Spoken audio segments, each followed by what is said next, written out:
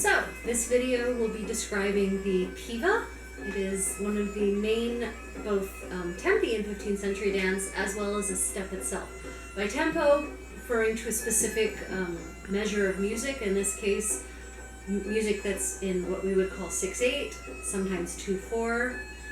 It varies depending on the dance. I'm going to be showing you the Piva in 6/8.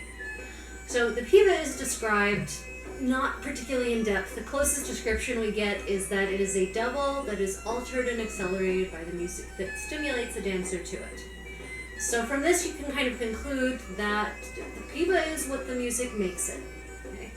So a double, just to quickly review, consists of 3 steps, starting on one foot and alternating each foot. If you go on the premise that it's one double per measure of music, in 4/4, it would be 1, 2, 3, 4, it would be step, step, step, pause, right? However, that's not Piva tempo. Piva tempo is the music that is playing right now. So it's da da da da da da da da da da da. So at that tempo, we have a step that ends up looking like this. 1, 2, 3, 2, 2. See, the second step is shorter than the other 2 steps, so it's long, short, long, long, short, long, long, short, long. Now you notice I do not undercut.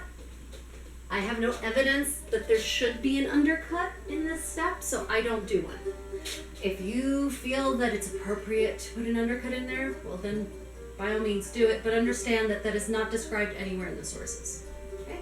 So we have our new music, it's pretty fast. 1, 2, 3, 2, 2, 3. Da, da, da. So see, the faster the music, the smaller the steps. Okay? So to break this down, it's going to be step left onto your left foot, obviously. Step onto your left foot, bring your right foot up next to it, shift the weight onto the right foot, and then step left again. The next Piva would then start from the right foot, right, left, excuse me, right, left, right, then left, right, left, right, left, right, left, right, left, right, left, right, left, right, left. The other direction, left, right, left, right, left, right, left, right, left, right, left, right, left, right, left, right, left, right, left, right, left, right, da da, da da da, da da da, da da da, da da da. Okay, just like walking, you're always alternating feet. Now, 1 in 10 people cannot do the Piva. They are genetically incapable of it. But even for those 1 in 10 people, I have had a 99% success rate in beating them into doing the Piva. Okay. So, this is the basic Piva step. If you are having issues with the Piva, the only thing I can recommend is that you just keep practicing and practicing and practicing and listening to music that's in the 6/8 Piva tempo. Okay, now, I'm now going to demonstrate the quaternaria Piva. So quaternaria is 4/4 in our modern musical notation. And there are several dances where the Piva is done to a single measure of 4/4. Now, how does that end up translating?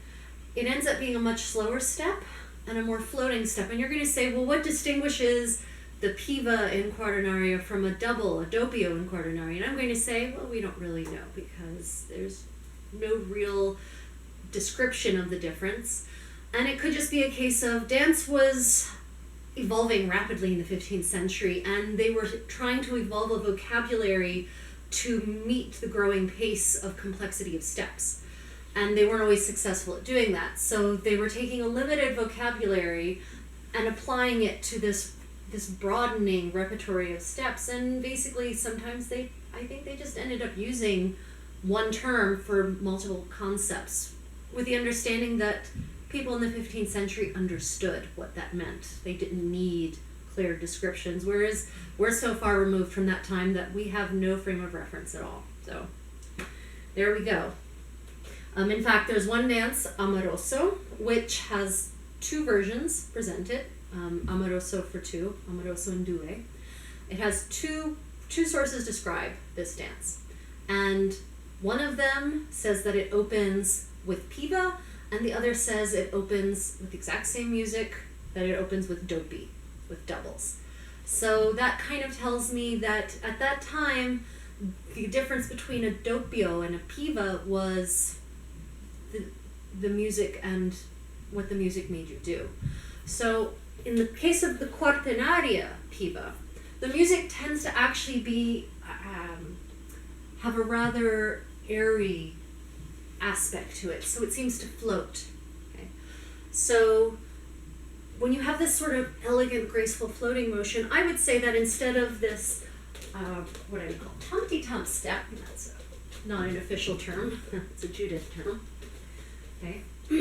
Instead of having that tumty-tump aspect, the Piva in quattrinaria ends up having a much more elegant, rolling sort of feel, a rolling gait. And so you can actually end up applying the proper 15th century ornamentation to the quattrinaria Piva. So if the music is da, da, da, then you end up with right, left, left. And you can add, the second step is slightly shorter than the other, but not as much shorter as in the 6/8 Piva. Okay? You're still getting some distance on the second step. So if you look at my feet, it's long, short, long, but it's not as short. And you add some up, up, down, up, up, down, up, up, down, or up, up, flat, rather. And you end up with this nice rolling Piva. Okay, so that is the Piva in quattrinaria. Try to make it float, and you can do that by I use especially the balls of my feet. You notice I'm not dancing flat-footed, I'm here on the front half of my feet, and I'm using a lot of ankle and calf control there to sort of give me elevation and lower me again. If you practice 15th century dance a lot, your calves will develop into the most gorgeous lower limbs you've ever seen in your life. I promise you.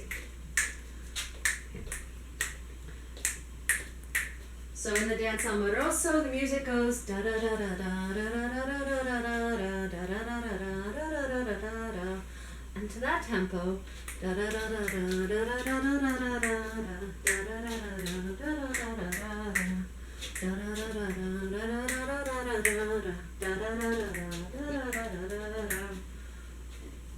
So that's the Piva in quattrinaria. We talked about the Piva in 6/8. Which, depending on your theory, that could actually be considered saltarello tempo. There's a lot of debate about this, and we don't even know if the dance masters in the 15th century, well, not the dance masters, but if the people in the 15th century necessarily had this strict hierarchy that they present in the manuals. But the dance masters wanted that hierarchy to make dance seem scientific and relevant and proper, decorous, instead of some sort of vice that low-lifes engaged in the streets.